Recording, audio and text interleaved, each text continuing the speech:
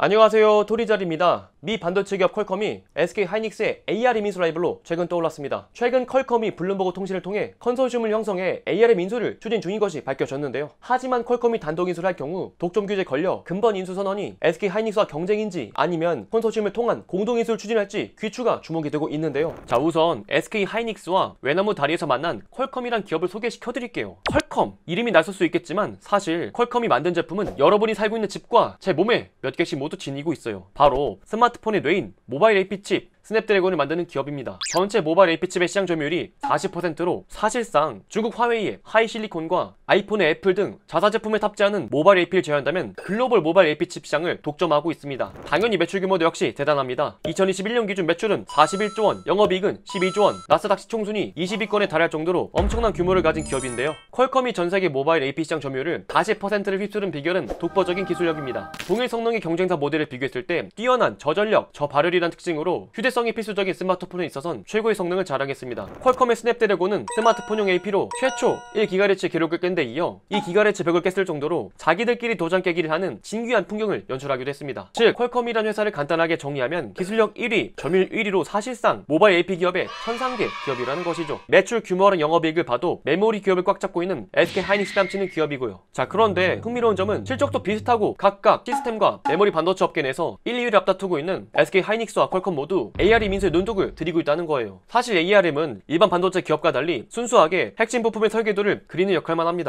반도체 설계는 상당한 인력과 비용, 시간이 소모되어 대부분의 기업들은 설계 내재화 대신 ARM으로부터 반도체 IP 라이센스를 사서 필요한 반도체를 제작을 하죠. SK 하이닉스가 영위하는 메모리 반도체나 퀄컴이 영위하고 있는 시스템 반도체 기업은 아니라는 거예요. 하지만 SK 하이닉스를 시작으로 모바일 AP 기업인 퀄컴마저 ARM 인수를 선언했다는 점은 인수지 형성이 되는 각 기업의 이익이 극대화됐음을 예상해 볼 수 있죠. 하지만 이 두 기업이 ARM 인수 겪게 되는 이점을 알게 되면 누구 하나 양보할 수 없는 치열한 싸움이 될 것이라고 예상해 볼 수 있는데요. 먼저 퀄컴은 ARM 인수 시 한계에 다다른 기업의 신성장 동력을 찾을 수 있습니다. 퀄컴은 스냅드래곤을 필두로 한 모바일 AP의 강자이지만 지지 기반인 스마트폰 시장 위축에 대안을 찾아야 합니다. 카운터포인트에 따르면 글로벌 스마트폰 연간 출하 증감률이 지속적으로 하락하고 있습니다. 피처폰에서 스마트폰으로 변경된 2010년 초반 성장하던 증감률이 2013년을 정점으로 점점 하락하고 있는 추세입니다. 스마트폰이 보편화되고 기술 고도화로 교체 주기가 길어지며 출하량 역시 감소하고 있죠. 스마트폰 출하량이 점점 감소하면서 주력의 모바일 AP칩이 더 이상 스마트폰 분야에서는 과거와 같은 성장을 기대하기는 어려워진 현실을 마주한 것이죠. 게다가 애플 등 주요 고객사들의 이탈도 지속적인 위협 요소입니다. 애플은 퀄컴의 모뎀 칩을 사용하며 퀄컴에게 지금까지 일정 수수료를 지급했습니다. 그런데 애플이 2023년부터 출시된 아이폰부터는 다채 5G 모뎀 칩 탑재 방식을 본격화하며 인텔에 이어 퀄컴과 이별도 공식화합니다. 애플은 이미 2019년 인텔의 모바일 모뎀 사업을 1조 원 인수하며 소속 인력 2,200여 명과 특허 1만 7천 개를 그대로 가져오며 부품 내재화를 한 전력이 있죠. 그래서 그 결과 크리스티안 아몬 CEO는 2023년이면 아이폰에 필요한 통신칩 중 20%만 공급하고 2024년에는 10% 이하로 퀄컴 칩이 사용될 것으로 예고하며 애플과의 결별을 암시하기도 했습니다. 애플이라는 주요 고객을 잃는 것은 퀄컴의 매출에 상당히 치명적일 것으로 예상되고 있죠. 즉, 지금의 퀄컴의 상황을 간단하게 직관적으로 해석하자면 모바일 AP 부문은 스마트폰 출하량 하락과 증감률이 하락으로 시장이 축소가 되고 있고 주요 고객사 애플과 이별이 예고가 되며 성장성의 한계에 부딪히고 있습니다. 결국 제2의 성장 촉매제를 다루기 위해 선택한 전략이 ARM 인수로 점쳐지고 있는데요. 퀄컴이 ARM을 인수할 경우 사업 포트폴리오 저변을 모바일 AP 및 모뎀 등 통신 서비스에서 벗어나 ARM이 설계를 하는 애플, 엔비디아, 인텔 등 빅테크 기업들을 고객사 유치함과 동시에 각 고객사의 맞춤형 칩을 제공할 수 있습니다. 신사업 다각화를 위한 퀄컴의 행보는 이미 시작이 되었습니다.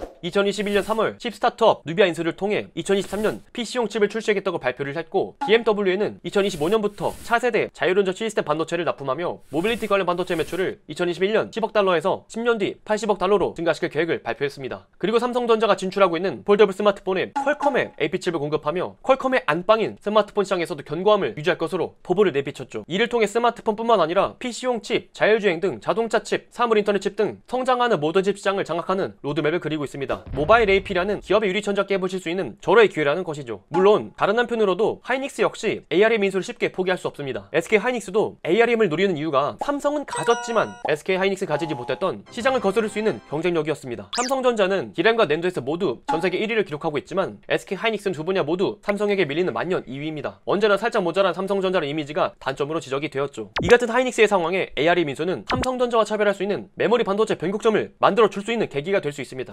ARM의 반도체 설계는 논리적 연산을 담당하는 로직 반도체에 충분히 적용이 가능합니다. 퀄컴의 스냅드래곤, 삼성전자 엑시노스, 애플 A15 바이오닉 등 스마트폰 모바일 AP와 사물 인터넷용 칩 등 대부분의 저전력 반도체들이 ARM의 IP에 의존하고 있죠. 로직 반도체는 연산을 위해 반드시 메모리 반도체가 필요하고 DRAM, 낸드 플래시 등 메모리 시장과 충분한 시너지를 낼 수가 있습니다. 그래서 ARM을 인수할 수만 있다면 최근 개발한 AI 반도체 PI 메모리와 시너지를 낼 것으로 예상되고 있어요. 하이닉스 역시 ARM 인수는 반도체, 가전, 전장 등 제품 수직 계열을 통한 삼성과 마찬가지로 또 하나의 경쟁력을 확보할 수 있는 계기입니다. 게다가 ARM 인수는 4차 산업혁명 초연결 시대 반도체 시장을 섬취할 수 있는 변곡점이 될 수 있습니다. 4차 산업혁명이 도래하고 5G, 클라우드, IoT, 자율주행 등 이제는 세상 모든 것에 초저지연 고대형 메모리 반도체가 필요한 시대가 도래했습니다. 메타버스, 디지털 전환을 빠르게 겪으며 원격 근무 환경은 친숙한 용어가 됐고 언제 어디서나 근무를 하기 위한 클라우딩 시스템은 필수가 되었습니다. 자동차 역시 자율주행을 위한 차량 간 통신 연결과 자율주행을 학습을 하는 클라우드의 빅데이터까지 클라우드와 빅데이터를 원활하게 하는 초저지연 반도체가 탑재가 될 것입니다. 최근 연산과 저장을 함께 탑재한 PI 메모리를 개발한 하이닉스 입장에선 ARM 반도체 연산과 메모리 동시에 탑재할 수 있는 초저지연 고대형 메모리 개발로 초연결 시대 메모리 시장의 선두권을 차지할 수 있겠죠. 물론 ARM의 거대한 기업 규모 및 독점 방지 규제를 피하기 위해서라도 전문가들 사이에선 단독 인수보단 컨소시엄 형태로 인수할 가능성이 높다고 점쳐지고 있습니다. 컨소시엄 형태로 인수할 경우 SK 하이닉스가 충분한 지배력을 확보하지 못한다면 투자 참여를 거둘 수 있는 실익이 거의 없을 것으로 예상이 됩니다. SK 하이닉스가 ARM 설계 기반을 활용하는 고성능 프로세서 등을 개발하거나 생산하고 있지 않기 때문에 투자 참여를 거둘 수 있는 직접적 실익이나 수혜가 매우 적기 때문이죠. 만약 SK 하이닉스가 ARM의 충분한 지배력 확보에 다른 반도체 기업에 제공하는 기술 라이선스 및 로열티 수익을 거둘 수 있다면 이는 새로운 성장 동력을 키우는 효과를 낼 수 있습니다. 하지만 독점 규제를 회피하기 위해 수많은 반도체 기업들이